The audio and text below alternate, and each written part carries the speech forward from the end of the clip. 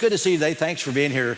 This is Bryan McLaren. If you've not met Bryan, welcome back to the stage, Bryan. We're glad to have you here today. Thanks. And Bryan is the author of many books, and The Great Spiritual Migration is one of them that I read years ago, and others. But the most recent book came out, and you may have another one since then in the works, but this is called Faith After Doubt.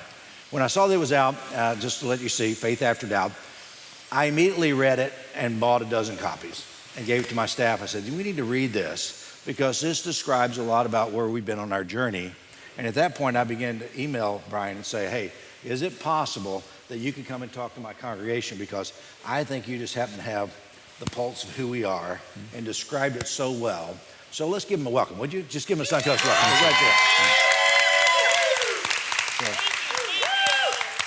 So we're going to start on page 1 and finish at page. No, you know me, and but I think Bryan has a lot to offer. So let's begin by welcoming you back. You were here in 2017 at the first Hawkins Road Festival.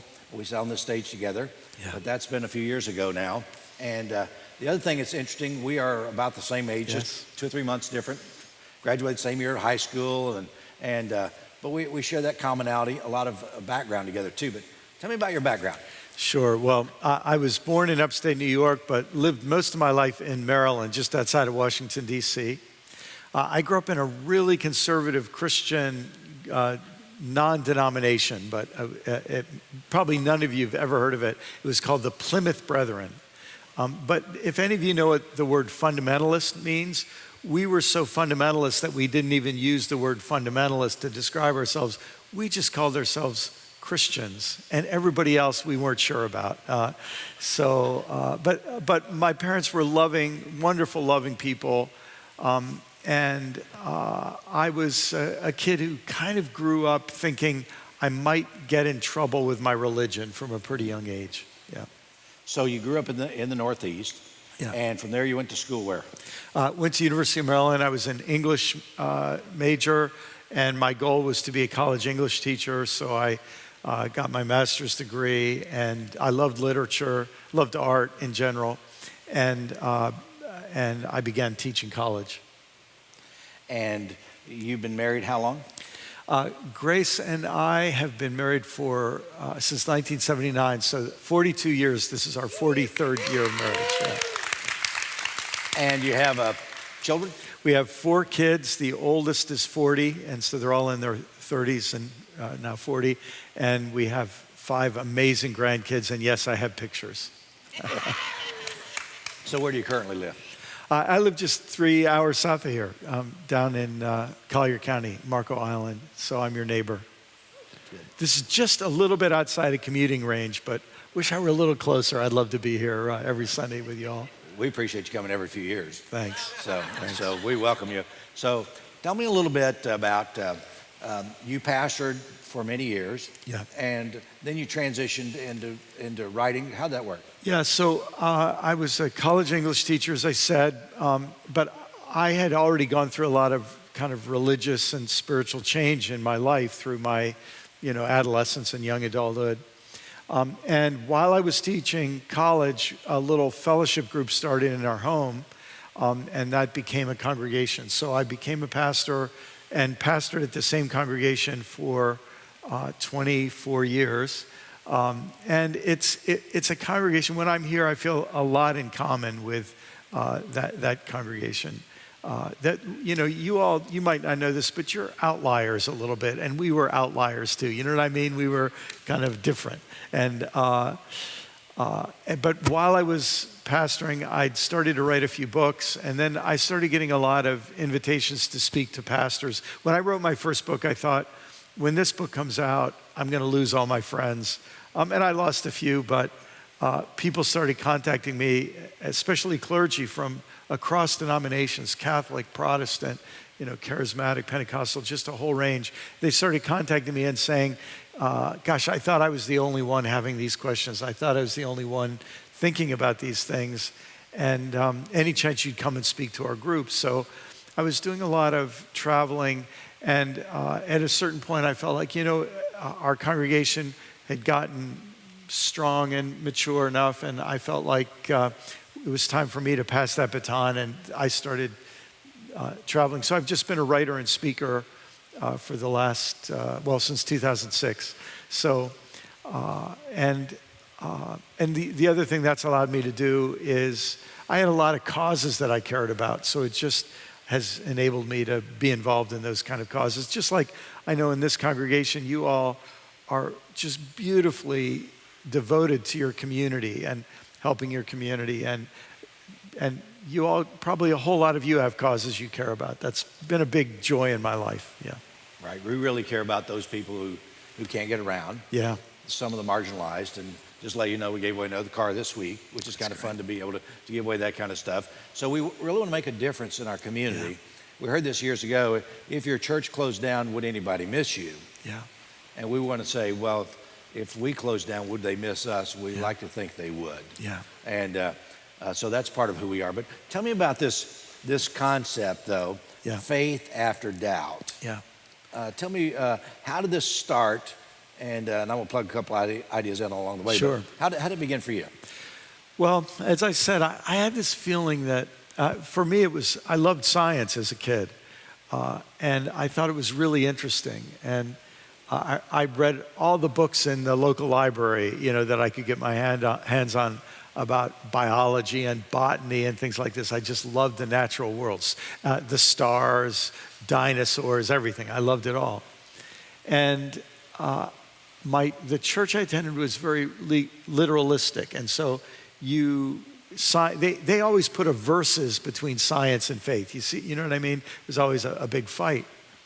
So I thought, this is going to be trouble for me. So I had always been a questioner, and but what really sparked this book really began when I was a teacher. I taught at University of Maryland, and you all might not know this, but like if you teach elementary school or middle school or high school, you almost always have to have a degree in education. But you can teach college and never have studied education. You just study your discipline.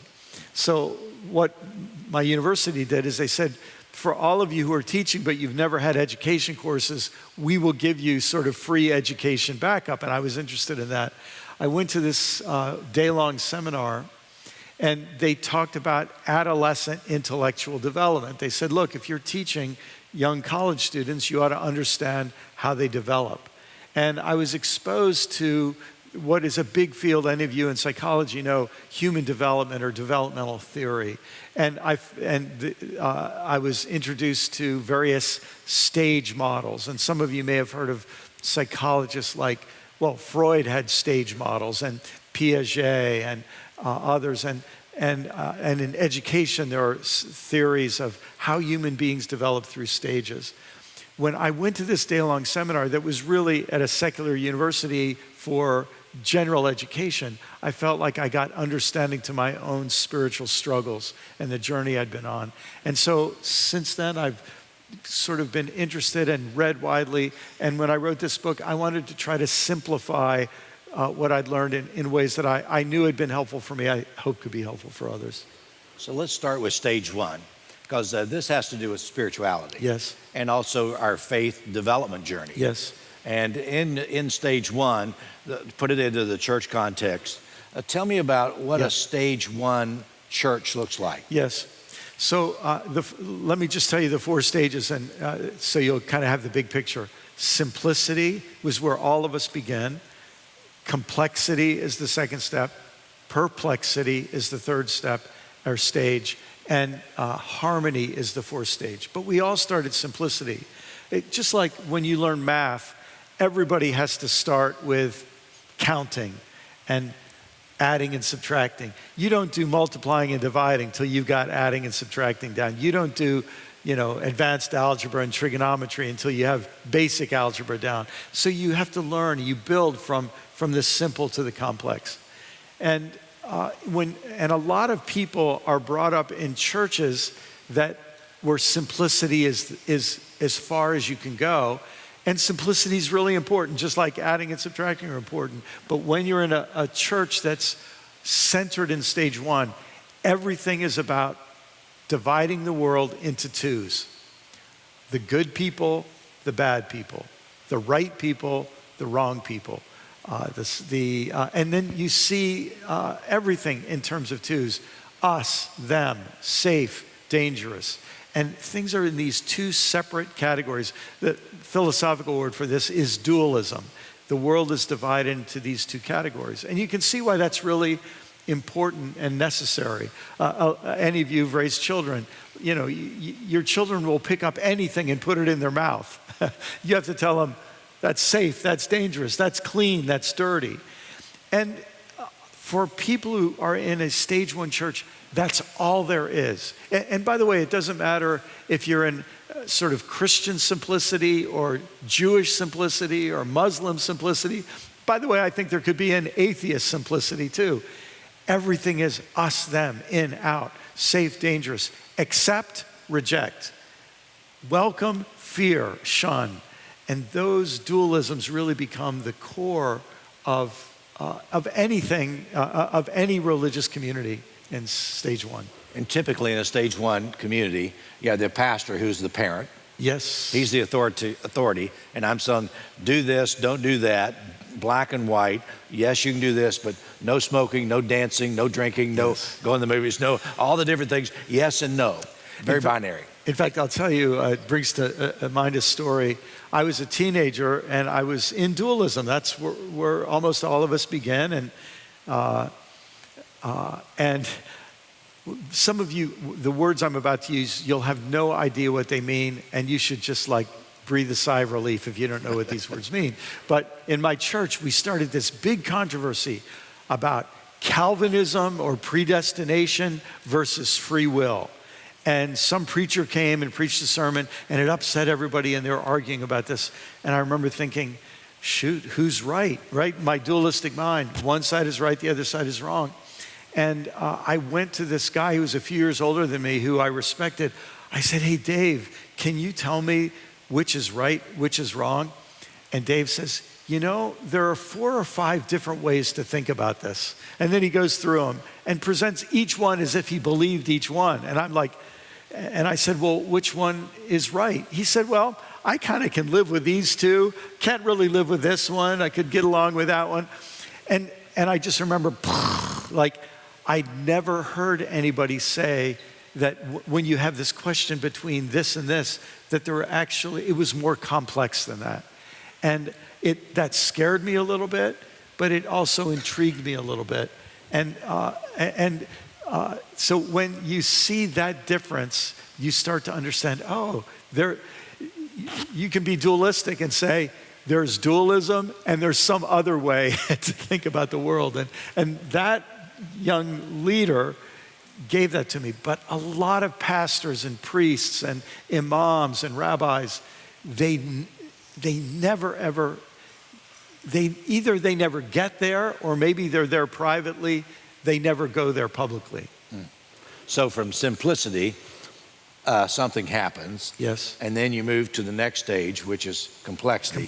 What happens that helps people transition from this very simple way of looking at things to a little more complex way? So the thing to realize is that groups in simplicity, they really sincerely 100% believe they're right. And maybe you all have been in groups like this where you're in this group and they're 100% sure they're right. And they're 100% sure these people are wrong. And then you go join these people and you realize they're identical in how sure they are they're right and everybody else is wrong. They're just right about different things and wrong about different things. If you cross into many of those different groups, you start to think, everybody just thinks they're right and everybody else is wrong. Maybe I do that too. And as soon as you do that, the world gets more complicated. I remember it happened for me when I was in high school and I was dating, I started dating this girl who was Jewish, and this was strictly against my religious community. We didn't believe in that. And I got to know this girl. She invited me to her family for Passover Seder. And I just remember thinking, my church said that she and her family are all going to hell and that there's nothing good about, that they're deceived and all this. I was with them and I thought, these are wonderful, beautiful people. So suddenly my categories are shaken, and the authority figures from stage one who always told me what to do and gave me simple answers, I start thinking, I don't think I can trust them anymore. I have to start looking for different kinds of leaders. And that's why that guy made an impression on me, Dave, who I mentioned a minute ago. And interestingly, Dave invited me to a Bible study group. And so I'd never really been interested in a Bible study group because the preacher told us everything that was right and wrong. Why do you need to go into the details, right? But he invited me to this Bible study. And the way they ran the Bible study is they'd read a passage, and then each person would offer reflections on it. And we had this idea that you weren't just trying to find the right answer, you were trying to find meaning. And you were interested in the ideas that different people in the group had. And that was my entree, even though I didn't have this word for it, into complexity. And then I started learning more. You're sort of given permission then to learn more information. And I started learning about the background to the Bible, that there are these 66 different books, and that there are different theories about where they came from. And in my old setting, in simplicity, we weren't even allowed to ask those questions. Those were things we just never would talk about. But now here it was fair game to ask a lot of questions and talk in greater depth. And here's the big change, Larry, that I think happened. At that point, my biggest question isn't who's right, who's wrong, who's in, who's out. My biggest question is, how can I learn more? How can I develop more? It went from the right and wrong question to the how question. If you want another sort of philosophical term, it went from dualism to pragmatism. And also with that is, how do I get along with all these different people? So how can I be respectful when I'm with this Jewish family who has been kind enough to share this wonderful, one of the most important holidays and rituals in their life with this outsider? How can I be respectful of them, knowing that the people at my home congregation don't accept them? And you understand that it's like life just got more complex. I have to, in a sense, become bilingual and get along in different settings.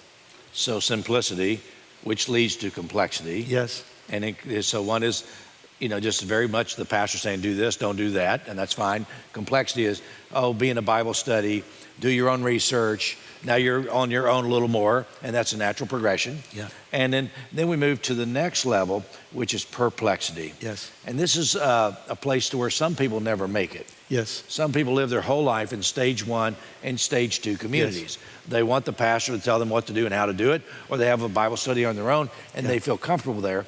But tell me about the next stage. Yes. So a lot of people, as you just said, Larry, I think the majority of people are pretty happy in stage 1, and if not, they're in stage 2 here in America these days. Sometimes the world gets scary. You start to realize how complex the world is, and you sort of, instead of moving on, you want to move back. You want to move back to find a simpler world. So I think sometimes people move into stage 2 and they revert back to stage 1. In fact, I think that's what cults are very often. It's people who say, the world's too complicated. I want to find somebody who will just tell me what to do and tell me how to think. Authoritarian groups. By the way, it happens in politics as well as in religion. But what happens to some people is when they're in stage 2 long enough and they learn these people think they're right, and these people think they're right, and these people think they're right, and you start to say, maybe nobody's right. And you start to doubt even your ability to ever know anything with very much confidence.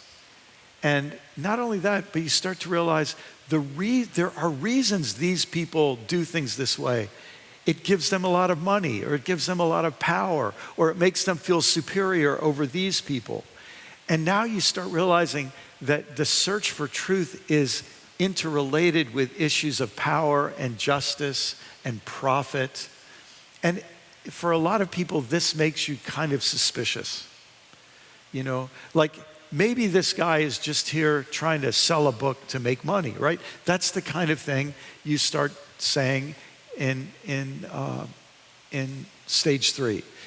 And suspicion, critical thinking become your important work. It's not that you're doing anything wrong. This is where you are in life. And I think we have to say, thank God for people in stage 3. Otherwise, we would have been stuck in the past because they were willing to challenge very powerfully established systems. For me, a huge thing, you and I grew up, you're probably the same, like this weekend, people were remembering where they were on September 11th, 2001. I remember where I was when Martin Luther King Jr. was shot.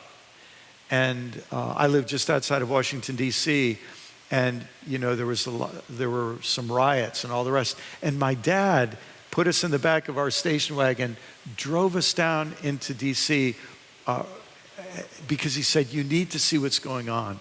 History is being made. You need to understand this.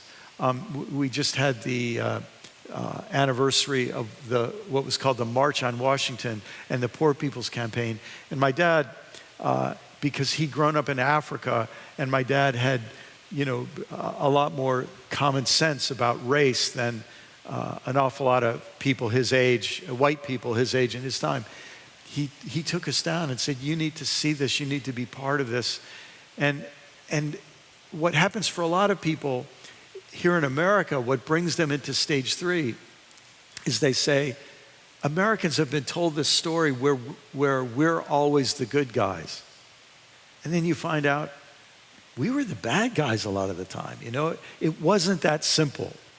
And then you start to be sensitive to the injustices, and when that happens, you're deep in stage 3, doing important work that a lot of people never do, but more and more, I think more and more people at younger and younger ages, they're pushed into stage 3 or drawn into stage 3 to ask these deeper questions.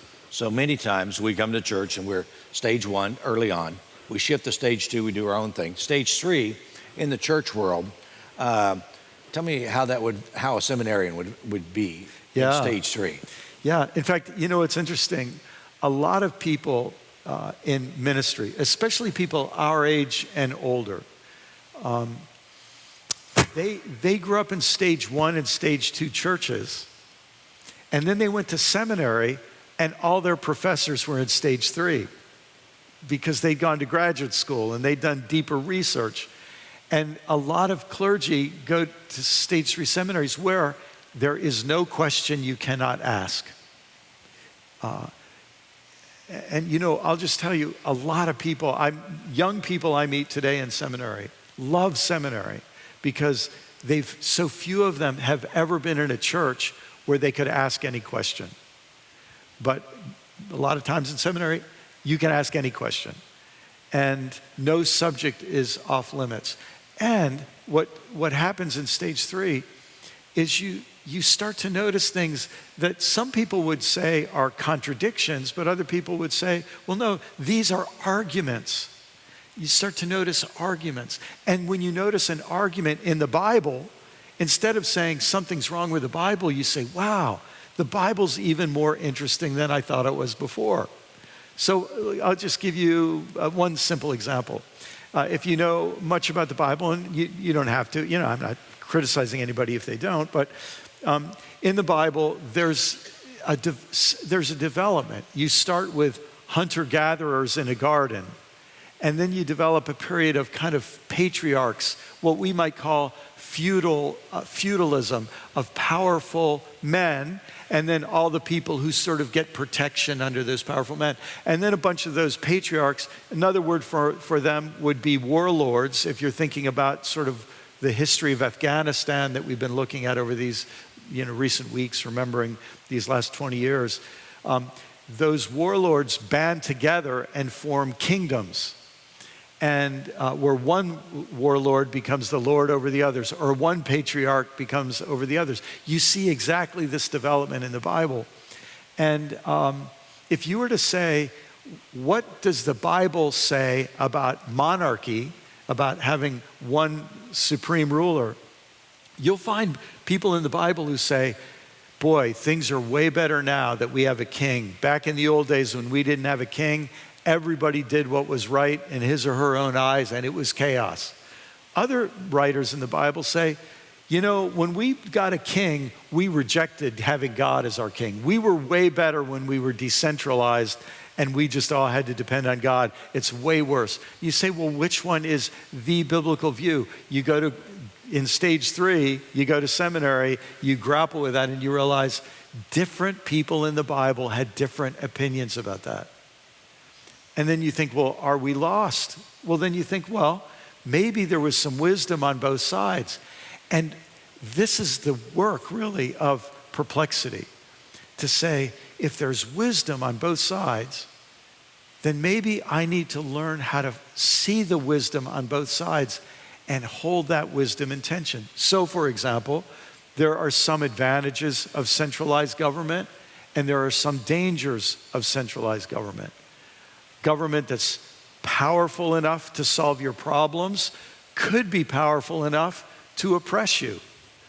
But a government that's not so powerful it could oppress you might not be powerful enough to solve your problems. How do we hold those two tensions? And that's the kind of work that happens in stage 3. You learn how to hold truths in dynamic tension. And that really becomes your portal, really, into the 4th stage. But a young person coming out of school, out of seminary, Yeah. typically they're going to be a pastor, and they go into a church. And typically the church is not stage 3. And all of a sudden there's a tension between a stage 1 or stage 2 community and a stage 3 person. And I remember coming out of seminary the same way. I said, I've got all these things I want to, let's talk about this. And they were like, oh, we're not interested in that. We want you to tell us what's right, what's wrong. Well, I'd love to hear, as you think about these 3 stages. Yeah, how does this, tell me more about how you saw these play out in your... Well, I stayed a short time in the first church. Yeah. Just because it wasn't a fit. And then later on, I got a little more mature. With my maturity, I began to deal with that. But coming from these community of 4 years of college and 4 years of seminary and going to a North Florida town to where, no one really cares about any things I've been studying for the last 8 years. And they just want me to tell them how to live their life, to tell them they're going to go to hell if they don't do right, and they're going to go to heaven if they do right. Yeah. It's very simplistic. And to say, well, that became difficult for me. And then later on, when I went to Florida State, I still remember after years of being there at the university and years doing a dissertation, meeting with the final committee and them asking me the last question saying, what we want to know is, as these bunch of PhDs at Florida State, how can you possibly preach knowing what you know? Yeah. And that's a good question.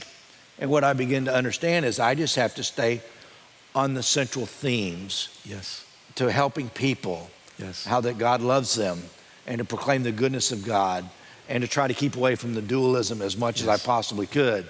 But I've been a pastor now for 40 years. Yeah. I've never once preached on hell. Why? Because I have a big conflict with that theological understanding. Hell to me has to be understood in a different way than what's traditionally thought. Yeah. And I don't think it's a scare tactic. Yeah. But it's hard to come into a church where all your life you've heard, well, you're going to get saved and you're going to spend either eternity with God or eternity in damnation. And then somebody say, well, tell me more about the understanding of hell. Those of us who've been around here a long time, and many of you have, we've had these kind of conversations already. Yes.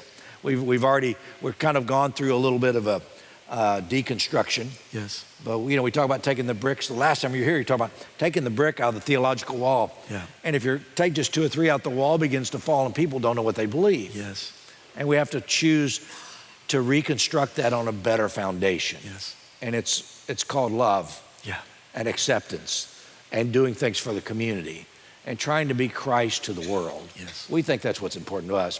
But your book resonates so well with me because I've lived through stage 1, stage 2, and stage 3.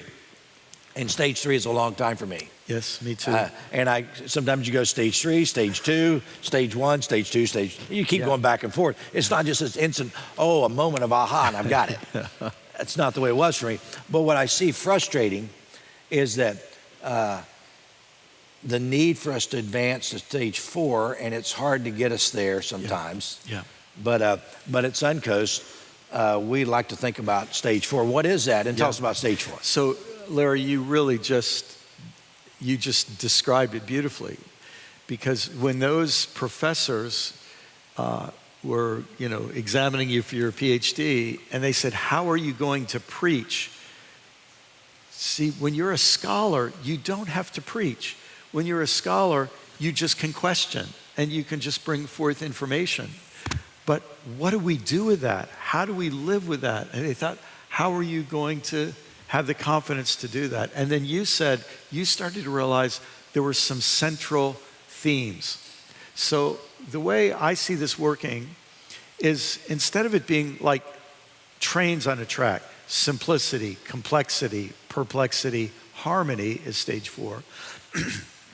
You might think of it as seasons, like winter to spring to summer to fall, and guess what you come back to? You come back to winter. But your next winter isn't exactly like your last winter. You're a lot smarter from what you've been through.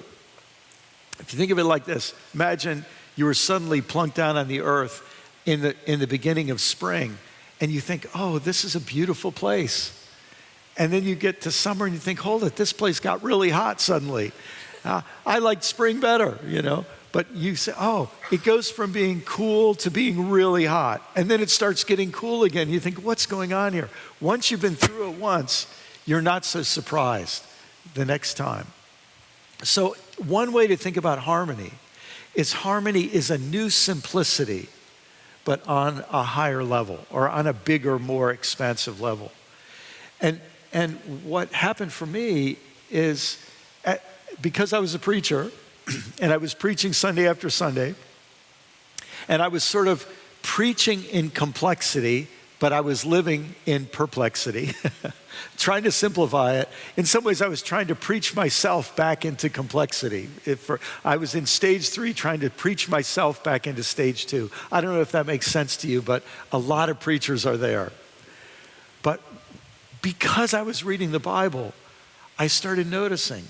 In the beginning of the Bible, you have this simplicity. You remember in the first parts of the Bible, there's no 10 commandments. There's no tabernacle or temple. There's no priesthood. It's this very simple life. And then it gets a little more complicated, and you get a bunch of laws, and you get tabernacles and temples, and you get priesthoods and all the rest.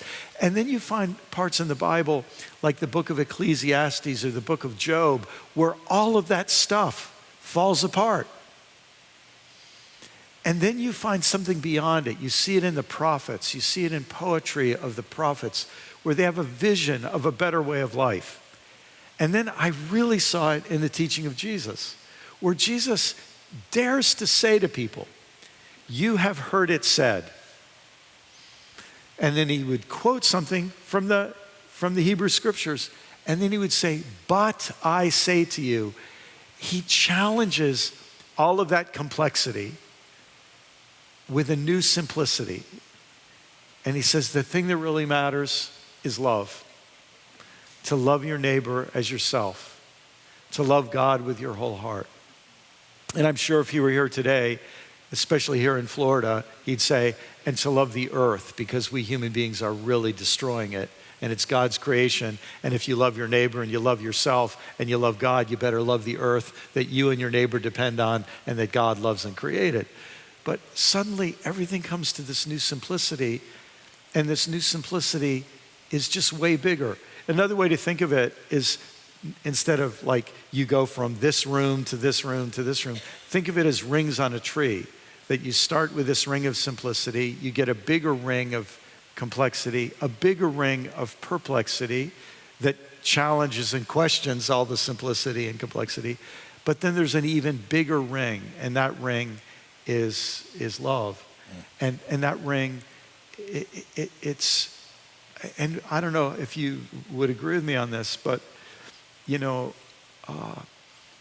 it's somewhat easy to learn the rules.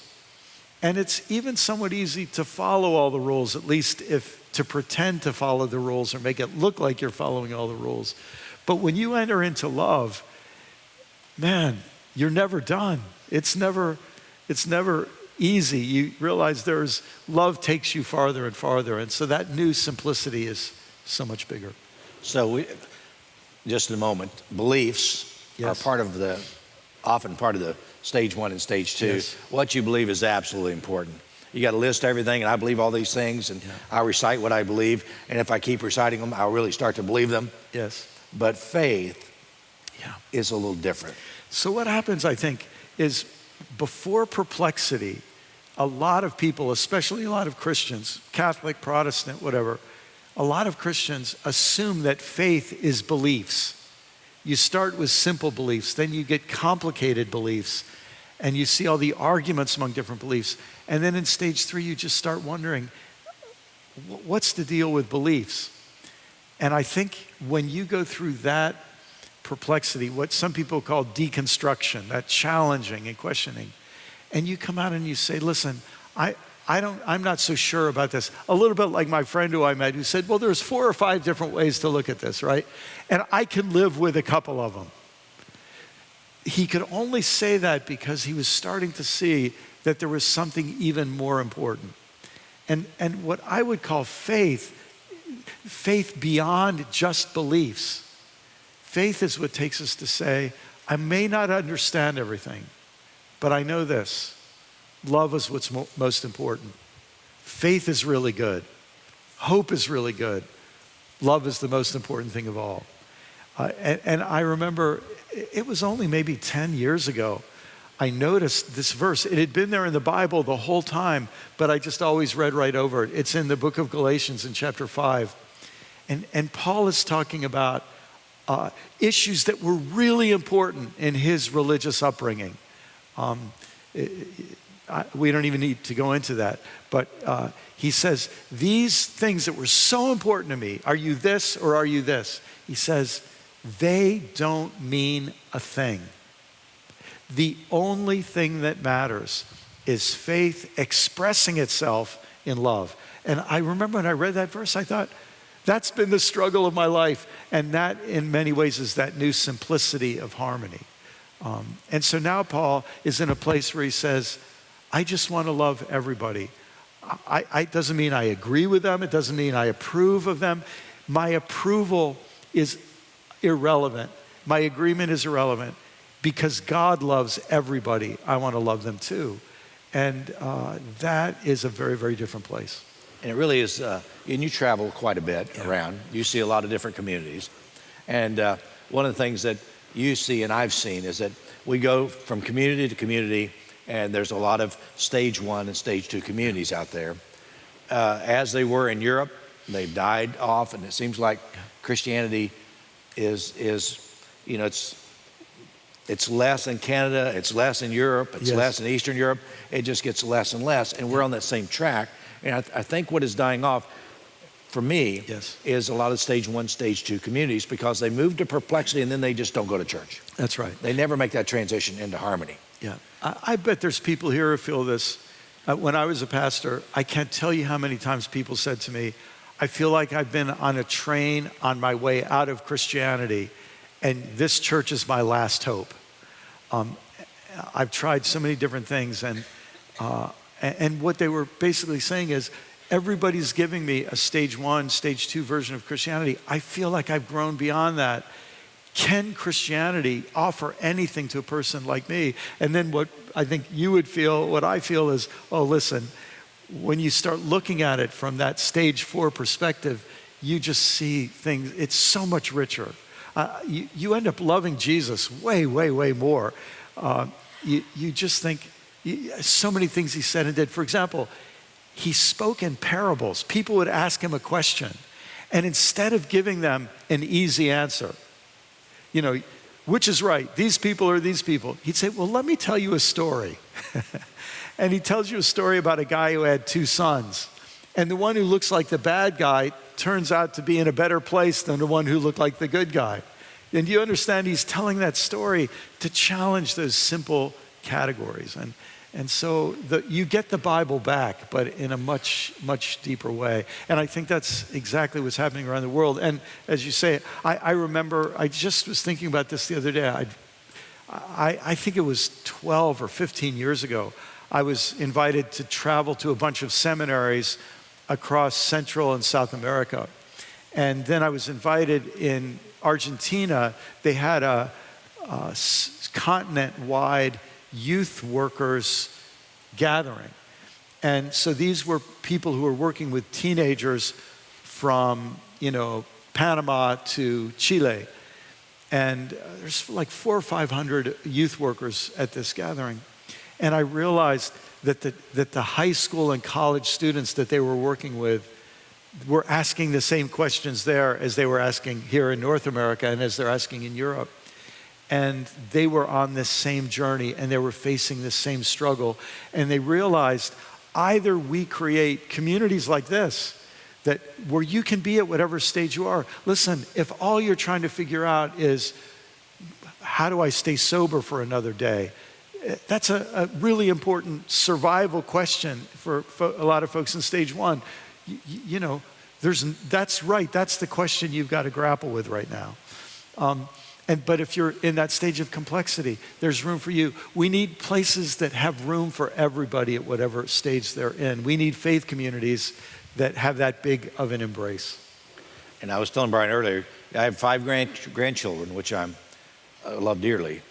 And what I'm concerned about for Christianity in the future is that if it's only stage 1 and stage 2 communities, they're being frightened and they're being intimidated, or that the box is so small, and they won't stay there because it's a different world. There's a smarter, more educated, more enlightened group. They're going to reach stage 3 quicker, and if they do not find a place that has a stage 4 community, we're in trouble. So one of the things we're desiring to do here, and I say this very upfront, we want to be a stage 4 community. Yeah. We want to be a community that is all inclusive, that's loving, that's not so literalist, that really teaches about the acceptance of God for humanity and for all of us, and that God is all around us, and just such a different way to where at the end of the day, these kids grow up in a healthy, spiritual environment that will not be lost as we've seen in previous generations. We think that's important. So with that, let me say a big thank you for being here. And he's going to be here for the next service. But I would like to end with a prayer. Father, thank you for allowing us to have this conversation. My prayer for my friend Bryan is that you'd keep him on the journey, because his words are important. They're making a difference in pastors' lives, just like mine. And I pray for our community here that we would understand that it is faith expressing itself through love. And as we love others through, whether it's a car wash or an oil change or giving away resources, it's about helping people see the love of God in their lives. Father, would you open our minds to more? May some of us who've been in stage 1 and 2 transition to 3, and if we're in 3, may we find the delight of the harmony, realizing that your love is more important than any of the other things. Bless us today, and may we bless others, we pray. In Christ's name, amen. Thank you, guys. Thank you so much for being here today.